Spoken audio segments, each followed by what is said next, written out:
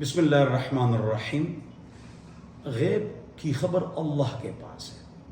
اگر استخارہ سے، تعویذ سے، دم سے، حساب کتاب سے پتہ چلتا کہ یہ رشتہ اچھا ہوگا یا نہیں، یہ دکان اچھی رہے گی یا نہیں، یہ کام اچھا رہے گا یا نہیں، اگر یہ کسی عمل سے، تعویذ سے، دم سے، استخارہ سے، عادات سے ابجد، تو پھر تو ہم تھانوں میں پولیس والوں کو چھٹی دے دیں گے اور وہاں پر جنہیں 4 مولویوں کو بٹھا دیں گے، ایک استخارہ کرے گا، ایک خواب دیکھے گا، ایک لکیریں کھینچے گا، ایک ابجد سے حساب لگائے گا تو چور اور قاتل کا پتہ لگائے گا۔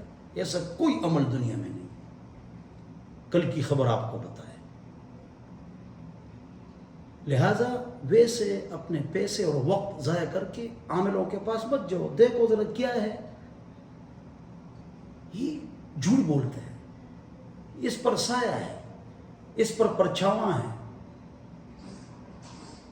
جب کوئی چیز ہوگی تو سایہ ہوگا نا، جب چیز ہی نہیں ہے تو سایہ کہاں سے آئے گا؟ سایہ، پرچھاواں، پدسور دے، یہ نہیں ہے۔ تو ایسے وقت جو ہے نا آپ ضائع نہ فرمائیں۔ استخارہ کا مطلب ہے یا اللہ اس کام میں جو ہم کر رہے ہیں، رشتہ یا گاڑی خرید رہے دکان، یا اللہ اس میں خیر ڈال دے۔ استخارہ کا یہ معنی ہے۔ استخارہ دعا ہے، یا اللہ اس میں خیر ڈال دو۔ خواب نظر آنا یہ قرآن و حدیث میں نہیں ہے۔ ہاں، اللہ سے ڈرو، ہر بات کو سمجھو۔ تعلیم یافتہ لوگ بھی اس بات کو نہیں سمجھتے۔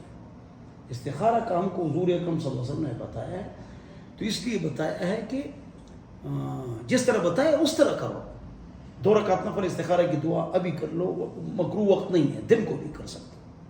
اس کے بعد افضل مشورہ ہے، مشورہ کہ یہ رشتہ وہ اچھا ہے یا نہیں، یہ لوگ اچھے یا نہیں، پوچھ لو ناظم سے، امیر صاحب سے، امام صاحب سے، یہ لوگ اچھے ہیں تو آپ رشتہ کر لیں۔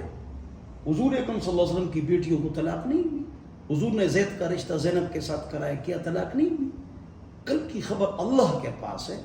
اور اگر یہ بات وہ تعویذ والے مولوی بتائیں تو کاروبار ان کا رک جائے گا۔ تو زعفران لیتے ہیں، پیسے لیتے ہیں، غیب کی خبریں بتاتے ہیں۔ اللہ ہم سب کو سمجھ عطا فرمائے، عقل عطا فرمائے۔ آپ وقت کو ضائع نہ کریں، دور جائیں یا قریب، جنگلوں میں جائیں، پہاڑوں میں، کل کی خبر آپ کو کوئی نہیں بتا سکتا۔ اللہ مجھے اور آپ حضرات کو عمل کی توفیق عطا فرمائے۔ والسلام۔